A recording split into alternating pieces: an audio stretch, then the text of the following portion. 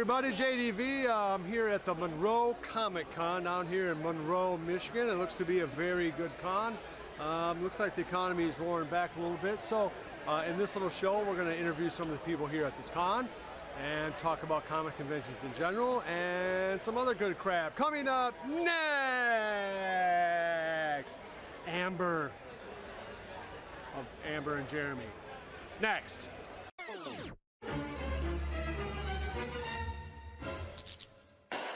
Hey everybody, Amber Palmer, JDV here for apparently one fat drunk because War Pig's lazy ass didn't show up. What about Hulk? So, how's it going? It's going amazing.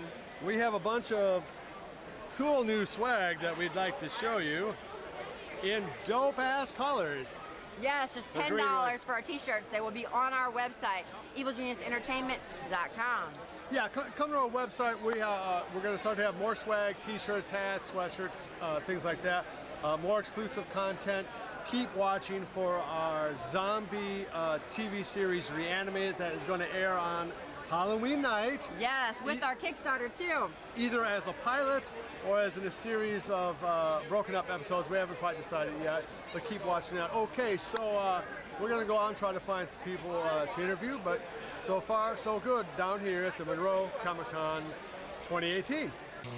Hi, everybody. Okay, so I have Brandon Jay McLaren, star of such wonderful things as Graceland, Ransom, Unreal, The Killing, and Power Rangers SPD. Okay, so what's the favorite project or show you've been a part of so far? It's got to be Graceland. In terms of like the writing, my character arcs, the work I got to do, that was definitely my favorite show that I've ever done. Now, are any of those shows still going, or what's happening for you right now? Okay, well, right now I'm going back into production of season 3 of Ransom next week, actually. So I fly to Budapest on Monday, and we start shooting in October. Wow, that's wild. So now, who takes care of your passport and all that kind of stuff? You do? Not me. No, not you. Okay. No. So production takes care of like all the immigration, all the work permits and stuff like that. I just got to show up and save my life. And how long are you going to be there? Till mid-March. Wow. Yeah, so we're doing 13 episodes. So the show is on Saturday nights on CBS. I don't know when we're airing season 3. Sometime in April, I believe. So I assume that you're in Screen Actors Guild and all that. Does that limit you from getting in like bigger parts in independent films? Is that... No, not at all. I mean, it's all the same union. You know, it's all about availability, really, right? So I'm going to be booked on Ransom until mid-March, and then after that, I'm free to do whatever I want. Oh, okay. So is this the first time you could travel overseas to shoot something? No, we shot both seasons of Ransom overseas. So the first season in France, and the second season in Budapest. Wow. Yeah. So. What's the reaction to you being an American going to these foreign countries? Is it okay? I mean, it's always usually positive, you know. Do you tell them you're Canadian? Well, I'm going to be both. I'm about to get my citizenship in about 6 months, so I'll be dual. So I will be an American soon. Oh, so you are Canadian. I am Canadian. Oh, it's Oh, you thought it was a joke. I'm actually a Canadian. Oh, okay. See, he didn't do his research. Hey kids, do your research before you do an interview. Research? That's hilarious. It's tough work being independent. It is, right? It is. Well, hey, we really wish you the best of luck. Thank you so much. So check out Ransom on CBS Saturday nights, coming to you early next year. Well, thank you so much. Thank you. All right, thank you. Thanks, guys. All right, guys, we're back here with Jerome Blake, who has been in a million things as far as I can tell. If you could tell everybody why you're here at the Monroe Comic Book Convention, and I know you're going to be doing some other cons after this, so kind of introduce yourself to our vast audience. Yeah. Well, the reason I'm here is because of an old mutual friend of ours. That's right. Dennis Barger Jr., L. Barger Jr. even. That's right. Who introduced me to Gary, who's running this show, Monroe Comic Con, so that's why I'm here. It's my first time in Monroe, but not my first time in the Detroit area, so I'm happy to be back. Next thing I'm doing, I'm going to see some friends in Atlanta on Monday. Going to play a bit of guitar down there. Oh, really? You play guitar? And then I'm heading off down to Panama City Beach in Florida to have a little rest. So that's it. So you've been in a lot of the Star Wars films, is that right? I was in 3 Star Wars movies, the prequel trilogy. Okay. Phantom Menace, Attack of the Clones, and Revenge of the Sith. I also did film material for the Solo movie. Oh, you did? Okay. Yeah, but unfortunately, in the change of management, shall we say, Yes, that that's happened right. during the making of that film. So you were with the first director and not the second director? Or So- the third director? Well, there were two. There That's were right, two yeah. at the same time. That's right. But then things didn't work out, and then Ron Howard came in, and he rewrote a lot of the stuff, or had a lot of it rewritten. Okay. But it's okay for, it's a rites of passage for an actor once in your life to end up on the cutting room floor. Oh, yeah. And now I can say, yes, I was on the cutting room floor of a Star Wars movie. So I'm not bothered. What any projects coming up, movie-wise or TV shows? No, I have projects on the go at the moment. One is a music project which is still under wraps, to the point where I was consulting an IP lawyer earlier this week. 'Cause Okay. it's got a brand identity, but I don't want to reveal it till I've protected my interests. Right. Okay. Another one is a charity record that I'm working on, which, strangely enough, given that we're hard by the border of Detroit, involves a classic Detroit tune, but I'm giving it a modern revamp, and the intention is to benefit charities that support people with mental health issues, and or have had life-threatening illnesses, people that have just been through the ringer of life kind of thing, but managed to come out the other end. Before I forget, is there a website that people can go to either hear your music, check out what you got coming up, anything like that? There will be, as I said, I'm doing everything by baby steps. I'm just making sure that everything is covered and legal, because it's, especially this charity thing, it's going to involve big publishers, big corporations, so it's got to be done So you properly. gotta get all your ducks. Exactly. So what came first for you, acting or music? Music. I would guess music. I played in a band for 20 odd years. Oh, really? Then I got bored of being a bass player, started playing guitar, but I wasn't a good enough guitar player that I would A work. lot of good guitar players come out of England. So. Yeah, but I was never deluded about how good I was. Right. But at that time, just to support my band, I was doing all sorts of other things to bring some money in, and one of those was joining a model agency. And as a result of that, I got into some TV work, and then the next thing I was asked to do prosthetic work for the BBC, and then the next thing following on from that was the invitation to go and do First Night with Richard Gere and Sean Connery. Oh, that's a great movie. And that's when I started working on movies, and it was a kind of a combination of conspiracy and accident. How many movies have you been in? Can you even remember how many? I can count them. It's not that many, Oh, weirdly really? enough. No, because, well, I started late. So, First Night, Fifth Element, Oh, okay. Phantom Menace, Attack of the Clones, Revenge of the Sith. Did a couple of independent British movies, which are very niche and independent, so you wouldn't recognise the names of those. The latest thing I did was, which I'm told is a new horizon for gamers, which is an interactive movie.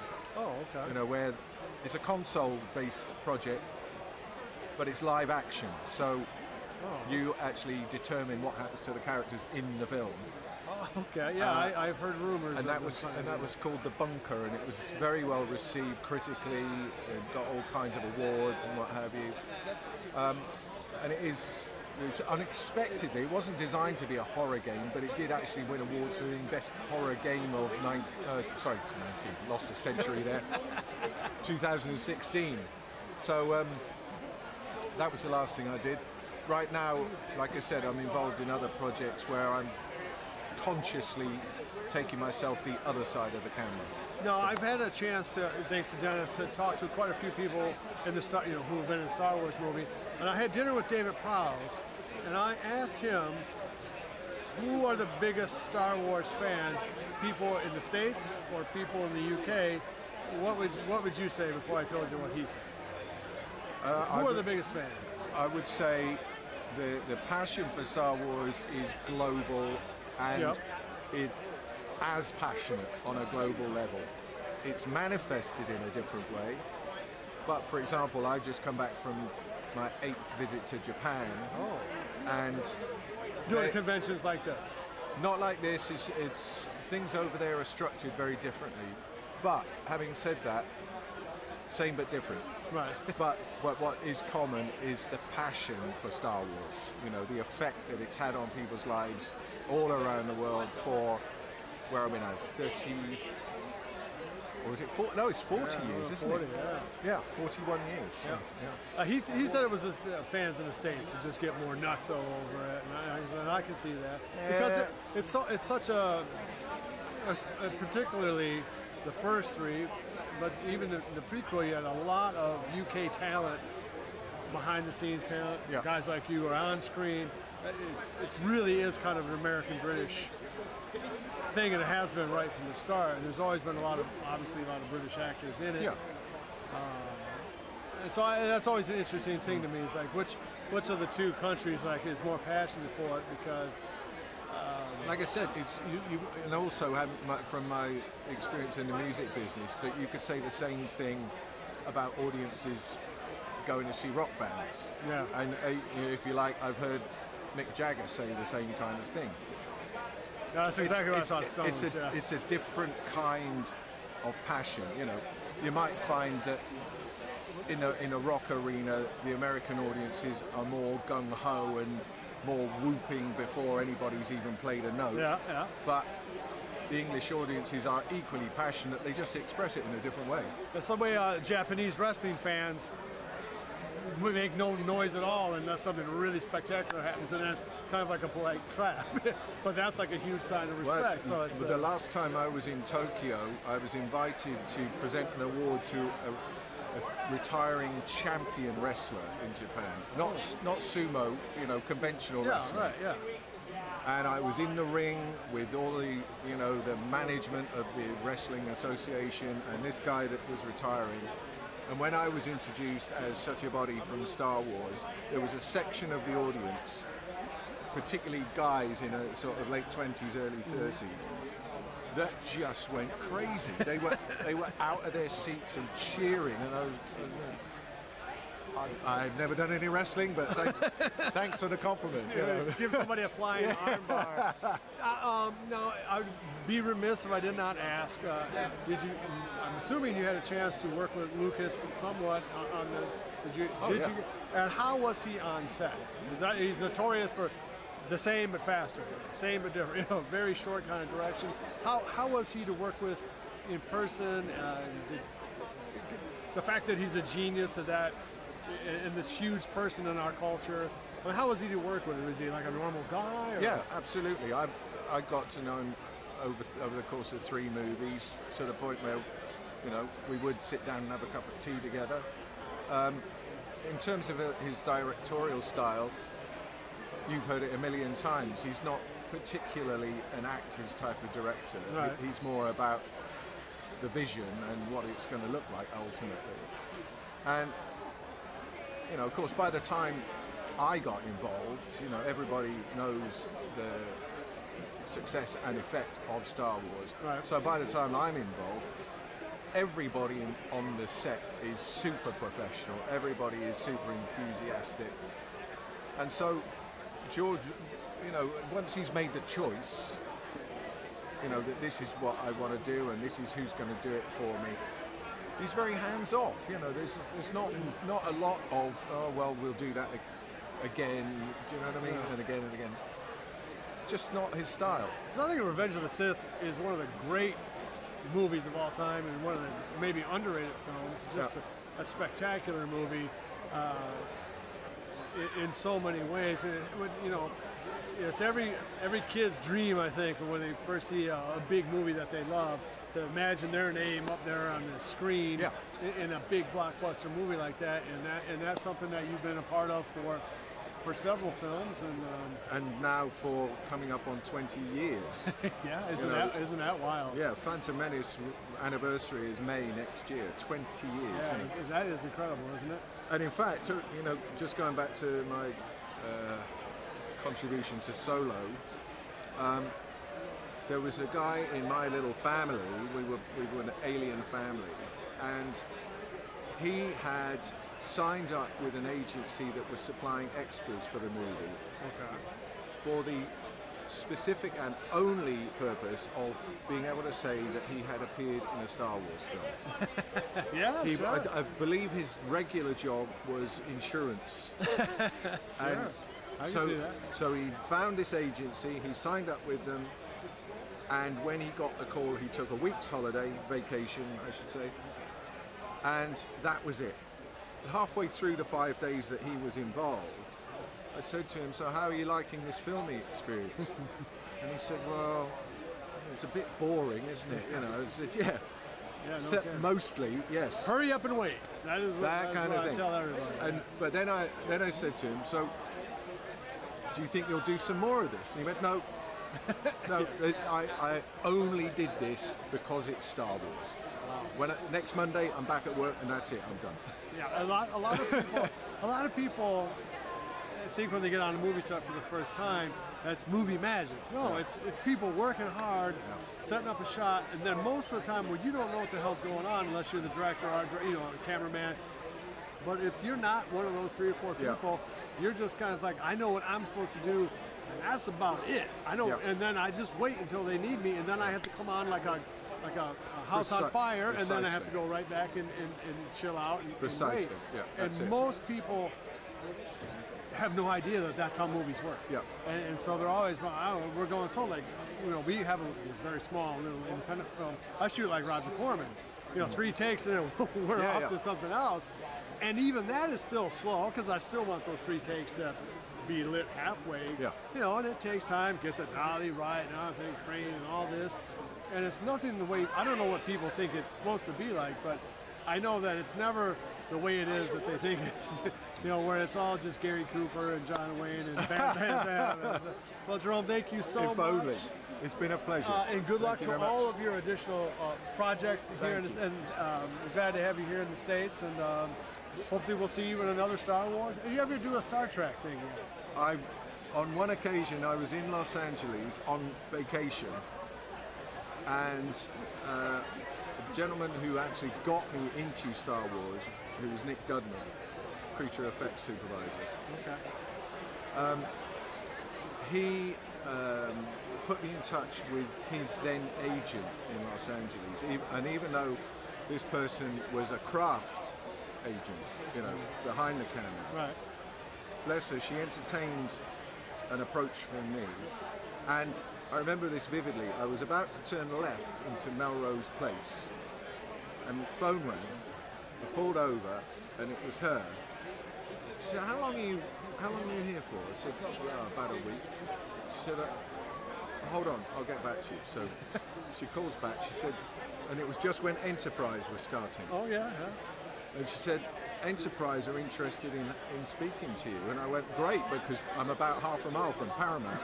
Yeah, I used to live right over there. You know what I'm saying? And but then there came the crucial question. She said, have you got a green card?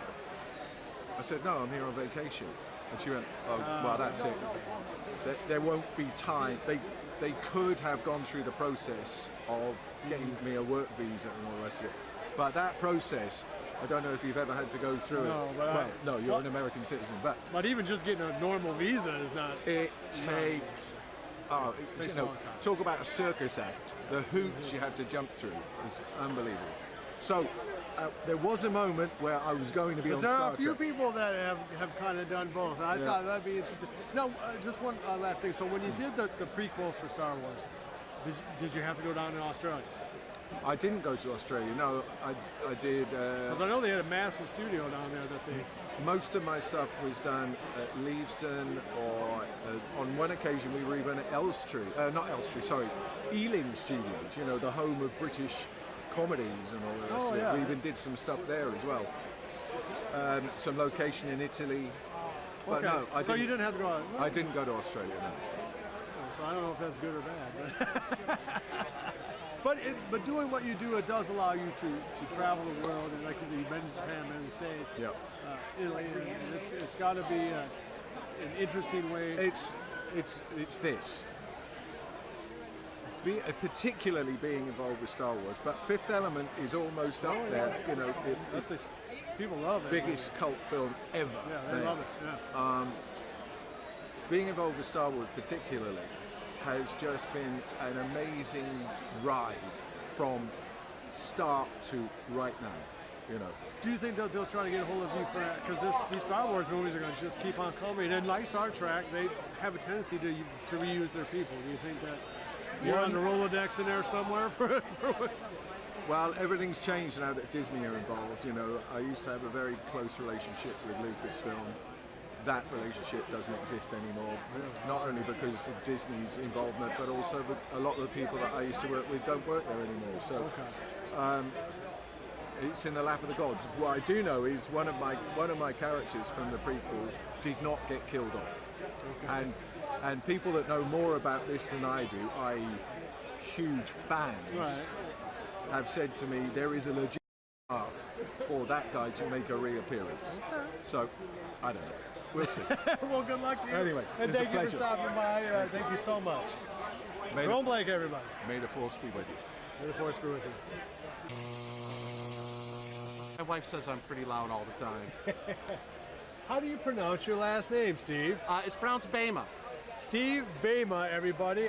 Fantastic horror artist here at the Motor City. Not Motor City Comic, at the Monroe Comic Con. We'll do that again. Steve Bejma, everybody. A very good horror artist here at the Monroe Comic Con. There you go. I'll cut away to some of his art here in a second. Really some beautiful work. Thank you. How long have you been involved in horror movie or horror art, I guess? Oh, well, my dad used to tell the story that on Halloween he sat me down when I was about 5 to watch all the classics that they would put on during Halloween. And the first one they showed was Frankenstein. And after about 10 minutes, I knew you were hooked. So ever since I was about 5, I've been a horror movie nut. Really kind of the same thing for me for why I do horror movies is, watching Night of the Living Dead when I was like 8 or 9. Oh, yeah. All black and white movie. Of course, all the Karloff. I love Bela Lugosi. And you have a lot of the Universal monsters that you do. And you told me earlier that Universal has been hands-off on you. Yeah, they leave me alone.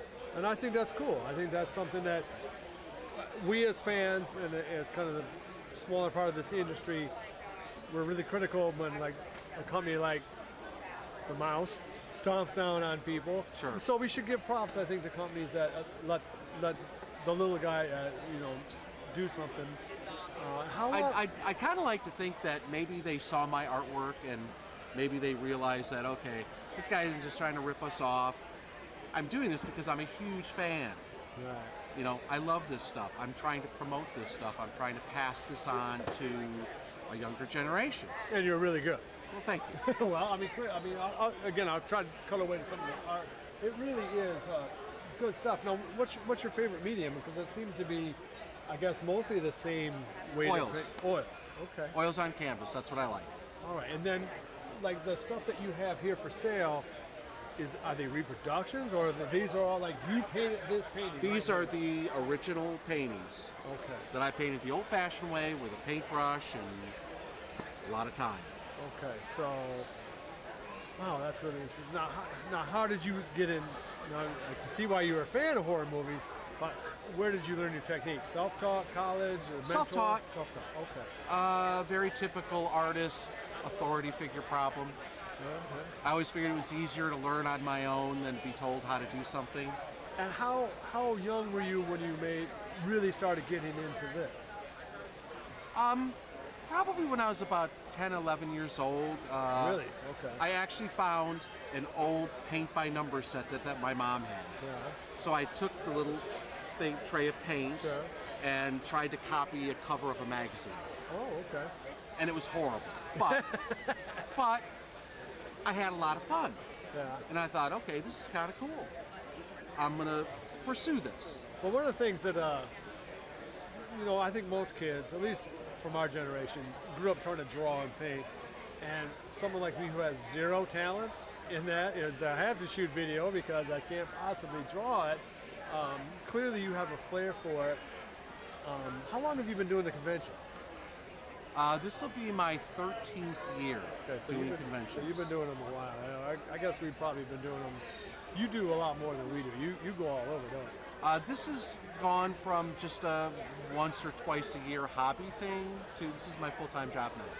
Okay. So are you located in Michigan? Are you based I am here? in Warren, Michigan. Oh, you are? Okay. Yeah. So that's all right. So that's cool.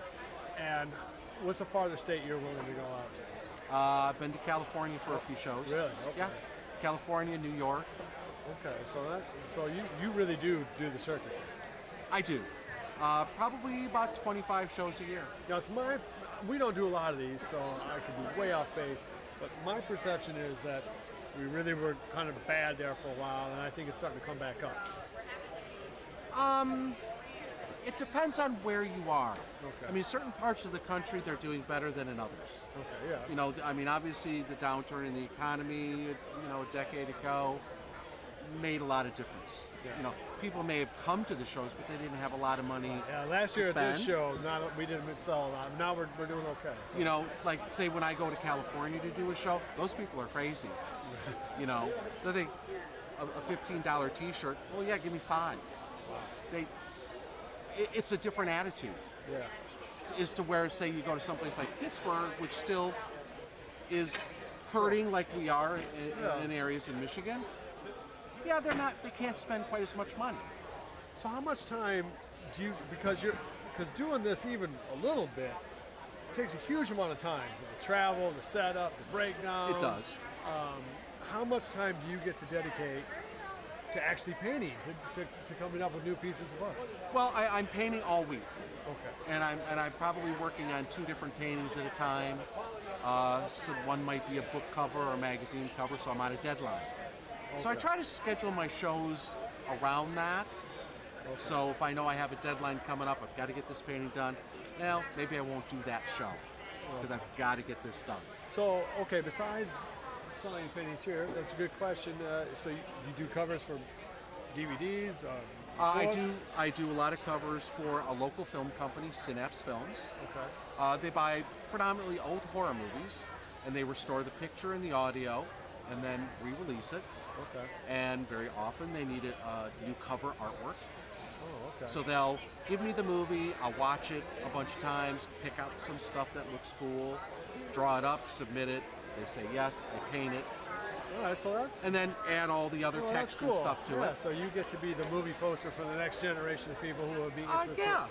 Well, that is... Yeah, actually, I have a couple of paintings here that were movie posters. Okay. I mean you're incredibly talented, obviously.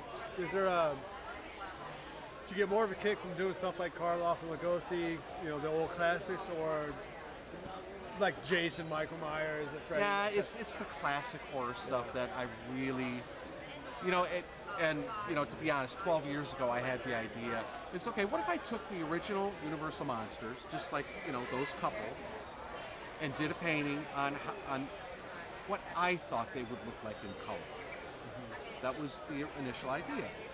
I didn't plan on this. Right. 12 years later, and you know, 150 paintings. My list of paintings that I want to do for movies just keeps getting bigger and bigger. What's one do you want to do? God, that's a tough one. There's a movie, early '80s. It's an Italian zombie movie called Zombie 2. Okay. Yeah. And there's a scene with a zombie fighting a shark. Yes. Yes. And I'd love to paint that. Okay. Because it is, as far as I know, the only zombie versus a shark in a movie. Well, that's awesome. That'd be pretty. And as a little bit of trivia, they actually dressed this stuntman up as a zombie, went in the water, and they got him drunk, and he was wrestling around with a real Mako shark. It's insane. Yeah, I have seen that. Totally insane. Yeah, that's crazy. No, have you ever seen the pictures of Karloff in the makeup in color? Because I think there are a few. Yes, there are. Now, I don't know Now the makeup obviously is done in such a way that they'll know it'll look good for black and white, but it is still, what is it, like a green? I think that's kind of the way that they did Herman Munster in the TV Yes. show. I think they stole that. There's always been this misconception, basically, that Frankenstein should be green. Well, technically, if you see a color picture, he is green. Yeah.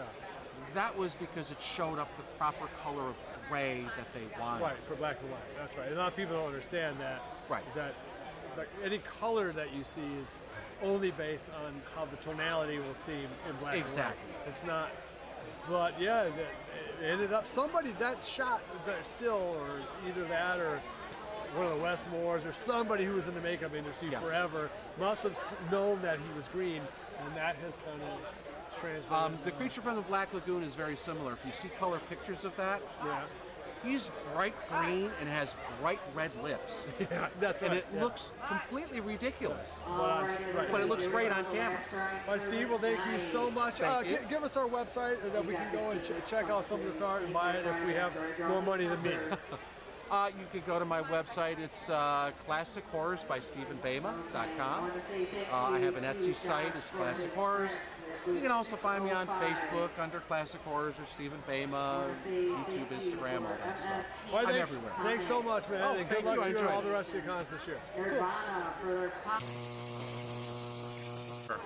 Hi, everybody. We're back at the Monroe Comic Book Con. With me is Dennis Barger, agent to the stars and one of America's premier toy salesmen. And comic books. The comic book? Yeah, everybody brings you the comic That's right. I books. just saw you have a Batman for $5,000. Yeah, you know, over. what are you going to do? What are you going to do? So let's talk a little bit about comics because in theory these are comic book conventions and then movie things second.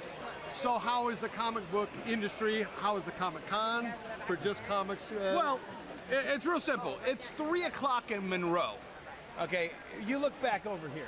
yeah, Look, it's packed. it is packed. This is the Monroe Comic Con. Now, I'm not trashing on it. I bought a building in Monroe. That's how much I feel about Monroe. It's Yeah, a great town. It's an upcoming But place. all of these people are not here for comic books. You can see my booth right back over here. There's all those comic books. Nobody's stopping to look at those. But you look over there and you have Power Rangers, Star Wars, Walking Dead, and it's all packed because the majority of people. You know what? This will give me a good chance. I'll tell you about my principle. I have a 1 in 999, 1 in 1,000, and 1 in 100. Now, it's real simple. It's really simple to understand. All right, go ahead. Walking Dead gets 20 million people roughly watching every premiere or finale. Yeah, Right? okay. 20 million 15, people. 20, yeah. A lot. Yeah, a lot. More than are watching this right now on YouTube. Okay, We don't maybe. know that. Yeah, a little bit. Okay. Few. So, theoretically. We're trying to- Go with me. Okay. So the Walking Dead comic book sells 75,000 units every month. That's pretty good, right? That's, well, you would think, but 20 million people are watching. Now, all the people reading the comic books, they know what happens. Except for when they kill Carl or spoiler, or something like that happens. Right. They know what's going to happen. So you would think that the 20 million people that are like dumbfounded, oh my God, what's going to happen to Rick next? Oh my God, is Negan going to? They would read the comic book. You know, I'd read it if you were going to watch. But the counter argument is, if you're mostly a fan of the show, you don't like. I didn't read the comic book just because I didn't want to spoil the show. Right? No, exactly. I mean, but the point is 75,000 people touch that source material once a month. Yeah. Then there's different levels that you could touch multiple source material. Trade paperbacks. Those sell about 50,000 units when they come out every 6 months. Okay. The hardcovers, they'll sell about 25,000 units. So when you start adding all this up, it comes to roughly 200,000 people touch the Walking Dead source material. Each month. Each volume. Okay. Yeah, so within a year, 200,000 people are going to touch a Walking Dead product. Okay. And 20 million people watch the show. In some form, yeah. So that's 1 in 100. 1 in 100 people have ever touched the source material. Okay? Now, cut to movies. Right. All right? Now you got movies. Avengers. Now we're not going to go with the last one that did $2 billion. Okay, but Well, it's one of the greatest based movies this, ever made, so. Well, exactly. But I based this theory when the first Avengers movie made $1 billion. $1 billion. Yeah. When that source material was in the comic books, Do you know how many that book sold? Now, this is Avengers. This is the flagship of the Marvel Universe. 50,000? 100,000. 100,000, yeah. Once again, 100,000 translates to 1 in 1,000 for movies. But isn't that because the comic book industry has buried young fans and has done so for about 2 decades? Oh, when me and yeah. you got into comic books, Okay, so. comic books were cheap, they were printed on shit paper, Yeah. they were disposable, and they were chock full of ads. Oh, yeah. But because of that, it gave them the freedom to do basically whatever the hell Whatever they they wanted. to. Right, because there's no money attached to it. Right. And Now that the money's attached to it, the mouse is looking over your shoulder going, oh, you're going to try to kill that character? Right. No. Yeah, but no, even more than that, we could buy a comic book for 50 cents. Now, Yeah. what is the average new, like a Walking Dead $4. comic book? No, Walking Dead's $3. They luckily keep it as cheap as possible, and it's still not that entry level of a cost. So if I want to buy Detective Comics this month, how much is that? $3.99. $3.99. So $4. It might be, you know what? It might be $2.99, but Batman, the actual Batman title, is $3.99. Is $3.99. And Avengers, same thing, $3.99. Yeah, $3.99. So $4 for these. Well, that's a lot of dough. No, it is. It's a lot of. They priced it well, but the thing is it's also that sliding scale, which is the less you're selling. You know, there was a time when Avengers sold 500,000 copies. Right. There was a time when they made 1 million copies of Batman. Well, I was now they're suggesting, making 100,000. If they were $1 a piece, though, gas stations and They've drugstores. tried that. Really? Yeah. No, you know, the thing is that market that weaned us is dead now. It is. It is. You know, I mean, 7-Eleven. There was a 7-Eleven on every corner, and that was the only place you could go. Now you've got 1 million places. Now there's a lot of controversial give and take. They're trying to put comic books in Walmart, and they're $5 a piece, and they're for 100 pages, so you get even more. Well, the comic book industry is down. It's way down, It's way down, right? This month is down 6% over last month in monetary. It's up 1% it's up 1% in monetary, down 6% in unit sales. Okay, so the question is to you, Dennis.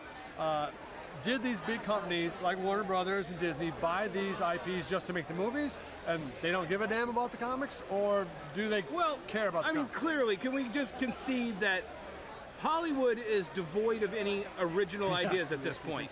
Okay, so the only place creating new ideas is literature. Comic books, etc. It's the only place where new ideas are even I think you can showing have up. some originality on TV still, but... Yeah, but you know what? How many times do they take a TV show and transfer it to a movie? Very few. That's right. It's the opposite direction, if anything. So what I think is that they knew they were out of ideas, and they're like, oh, hey, you know what? We own these little sections of our divisions. You know, Warner Brothers, we have a little comic book. What do they got going on over there? Oh, you know what? Batgirl's selling pretty good. Oh, we need more female-driven movies. Grab Batgirl, and who do we got that wants to do? Joss Whedon. Okay, put those together. Oh, he touches women inappropriately. Okay, grab somebody else. You know, and then allegedly. Trying to get me sued? I got pictures. Don't worry about it.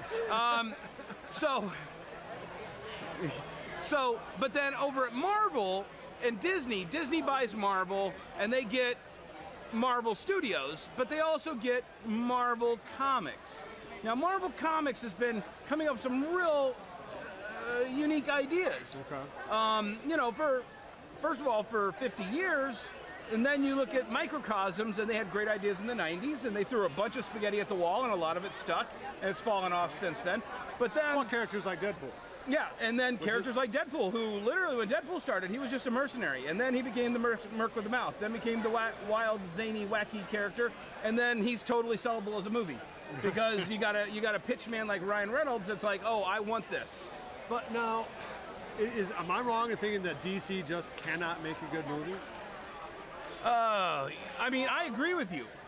You know, and I mean, even when Wonder Woman is the best movie they got, That was not very good. I didn't think that was, as a thematic movie, I didn't think it was a good movie. It was a great movie. It was a watchable movie. It was okay. It's kind of like when that really good Special Olympiad is the first one across the finish line, and everybody gives him like the huge applause because he didn't have to get walked around. Well, yeah. Where would like Wonder Woman compare in the Marvel universe? It'd be like 10. Yeah, no, like it would 12, be right? it would be down in the bottom half. Right. It would be considered one of the crappier, slightly better Marvel than Thor movies, 2 and Hulk, Right. Ed Norton Hulk, Right. but not nearly as good as an Ant-Man. And let's make a Lego. Who thinks of doing a Lego Batman movie? Nobody. Nobody in Hollywood thinks. And you know what? It was the biggest successful movie they had that year. Stay focused, Dennis. What? I'm getting right in there to the people. That's what I'm going to use for the thumbnail. There you go. But you see what I'm saying? So we're 2.5 months out of It's Christmas. spreading it all out. It's spreading it all out. But that makes you more like a general, like a Walmart then. That you have to be Walmart. You have to be Walmart with Walmart's margins to even keep up. And if you can't afford to buy that, you're really You're losing a market. You're losing a market. You lose something until Walmart has everything and we have one or two of the remaining things and we can't survive on the one or two remaining. Hey! So we'll wrap it up. So we're about 2.5 months to Christmas, 2018, as we shoot this at this con. Big year? Is it going to be an up year For me, I mean, dude, you're talking to me. You have known. Well, I would say the industry. The industry. So like people who have booths at these places. I think everyone's going to be doing good at a booth like this, but are we doing as good as we could? It's kind of the Metallica argument. You know, is Napster taking enough money? Well, Metallica did 5% more the year after Napster, and Metallica's argument was, we were doing great, we should have done 10% more. That hurt them badly. Oh yeah, yeah, but you know, they complained about making 5% more. You know, I think we're going to do 5% more, but in a business where Avengers, Ant-Man and the Wasp, Captain Marvel, I should be doing 20% more. I should be doing 50% more. It is odd that when Batman '89 came out, every comic shop I know did double what they did in 1988. Because everybody went so Batman crazy. Is it because of the internet? Because that's the one real change. Well, yeah, because here's the thing. I have no idea how much Amazon made last year in my business. Yeah, but I'm not even saying it in terms of sales.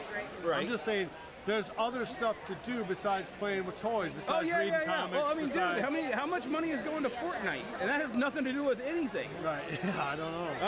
I mean, here's the thing. How much did Sony make off of Spider-Man on PS4? It's not just money, it's the time. Yeah. I mean, there is only so much time that collectively, everybody 20 and younger. How much time is spent binge watching Netflix? Luke Cage, or and that's the thing. They keep them in front of that computer. They don't get time to come to my store. They don't get. I mean, Iron Fist season 2 just came out this weekend. This week. How many people are at home binging it instead of being here and seeing the guy dressed as Iron Fist? It is odd to me though that the movies and the TV shows could be so big. And you don't see a reflection of that in the comic sales or really in the toy sales. Because they're getting our X. They're getting a piece of our X. We're not getting a piece of their Y. See, I just think I think the buying habits have changed. No, it is. And that's, you would think, but once again, you would think as an industry, as now on the precipice of being the popular culture. Yeah, it is. Yeah. You know, you would think I would have a marketing executive from Disney camped out in my store for a week just to talk to my customers, or a day. You know, or Warner Brothers would be anywhere other than California. Warner Brothers marketing only goes to Los Angeles to do marketing research. Okay, good job. Yeah. You know. All right. Well, any last words for the show as we wrap up? No, not to beleaguer a point. Beleaguer it. The only thing that's going to change is the personal interaction.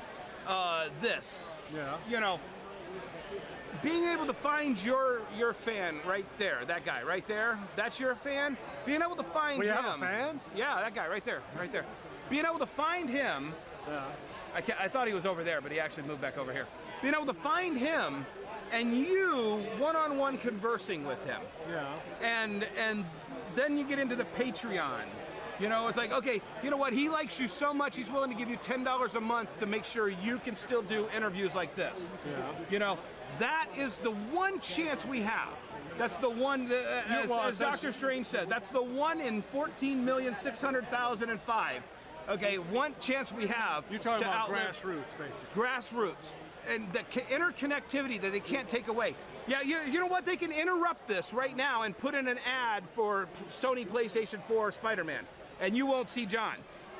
But then it's Probably whether for the you best. stay. It's whether you stay or not until John, that ad's over, and then give John money as to whether or not we Give me money. break this cycle.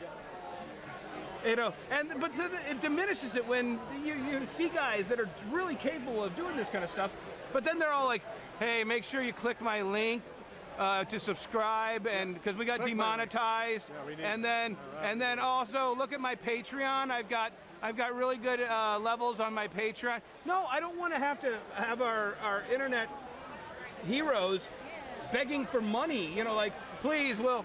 Yeah, you know, it's like, no, guys, let's just do this. You do that over there, we'll do this over here. Let's keep this entire connectivity going. And every time Walmart tries to do a pop-up ad in between the middle of it, you just have to be able to, like, okay, look, I don't care how good this is, I gotta stay until the end of this video. Okay. That's it. So pimp your website where they can go and see some really sweet stuff. WonderWorldComics.com, WonderWorldComics.com/Amazon. We have 75,000 items on Amazon. Come to our booth, you know, wherever you see us at a show. One thing I'll say about Dennis and all of it, his collectibles are, I mean, will be as described. Oh, He yeah. has got 3 warehouses full of this stuff. It's amazing.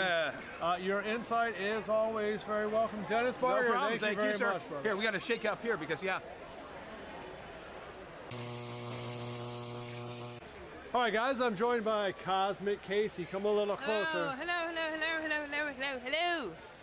Hello. So, Kosmic, what do you got this year that's hot off the presses that Hot the people off can buy? the press is Nora 4, which completes all of Volume 1. Nora, of course, is about a woman who can go into your coma, retrieve you from, or help you cross over. But she obtained the ability while working in pathogenic development for the CIA. And it's all hand painted Ooh, too, so it's a little do you bit do different. you write it and then someone does the art? Is that Right, correct? that's Sean Seal. Okay.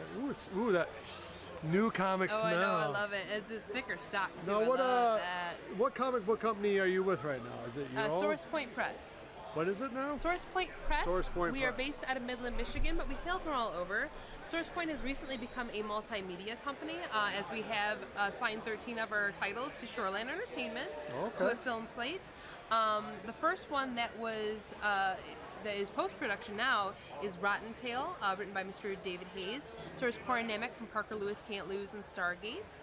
That is it's about a giant mutant Easter bunny who goes on a killing spree of hilarious proportions. If you're into Evil Dead, you'd really dig it. It's very silly. And that sees its theatrical release in April. And up What's next, the title of that? Rotten Tail. Rotten Tail. Yes, and here's Corin Nemec on the cover. Okay. Really excellent cat. So this is actually going to get out to movie theaters. Yes. Oh, cool. Yeah, I'm very job. excited. And the next film Go ahead. that is in production Sell it, girl, sell is Nora. Oh, really? Okay, good. Yes. And who picked that up? Same company? Shoreline? Yep, Shoreline is the distributor, and Brian Skiba is the director. All right, cool. So what is the website for you guys? SourcePointPress.com. SourcePointPress.com. And how many titles do you have available? Oh, for myself? Yeah, or just any, period. Oh, we have a slew of titles now from all different creators all over the world. But me, myself, I have all of Volume 1 of Nora out, which you can order through your comic book shop. Tell them to add it to your pull list. I have Pieces of Madness, of course, which is 7 short tales of the insane, cultist, and paranormal. Clyde Barker meets Twilight Zone is definitely a gore piece. Okay. All right. Yeah, So that this is is a prose book. just okay. And then you have a little bit of art in there. Okay. Right. Very Some good. of the scary stories you tell in the dark. So from last time I saw you, last year's con, basically you finished up this series. The first story arc, and we are going into Volume 2 now. Oh, you are? Okay. Yeah, we're switching illustrators to Kelly O'Hara, who also does her painterly style, but her roots are in manga. So it's going to be really Okay. interesting to see that influence. And in October, for Halloween, we are kickstarting Cirrus, which is a Norse mythology meets the craft. It's about Viking witches in Iceland. Viking witches in Iceland, and is that through the same? Yep, through Source Point Press. Okay, cool. Yeah, and it's very much in the style of heavy metal. Now, it's my impression that at least this con is doing better, and that cons in general are a little up this year. Would you be your impression or no? Yes, there is something I worry about a little bit is oversaturation. But with Monroe Comic Con, Gary Paulette and Dawn Paulette, they put on an excellent show. It's a one-dayer, and they spend all year round promoting the show, and that's what makes it so explosive when it finally comes to town. Yeah, it's good. We're in Monroe, Michigan, which is a smaller town, but it's kind of halfway between Toledo and Detroit, I think, something like that. Yeah. So you got people from Ohio, people from Michigan. And it kind of kicks off the comic book season, which starts in early fall and kind of ends up basically before Christmas, I guess. Yeah, that's the fall con season, and then it starts back up in the spring. Right. And what's your next con? Because obviously you won't be able to come to this one until 2019. What's up? I know we're going to be at another con somewhere in Detroit, Romulus area in a few weeks. Are you going to that one? Are you going to any other? No, this will be, I think, my last Michigan show for the year. I will be in Baltimore in 2 weeks, and then New York. So you'll be at the Baltimore Comic Con in 2 weeks, and New York, just New York Comic Con? Yeah, New York Comic Con. That is the biggest Comic Con in terms of attendance in the United States. Really? And that will be the first week of October. All right, so you'll be there. So check out Kosmic Kasey at the Baltimore Comic Con, at the New York Comic Con, at the website again. SourcePointPress.com. SourcePointPress.com. Well, good luck with your new movies and everything. Thank you so much. I appreciate it. And I still hate your brother. Who is Warpig? Die!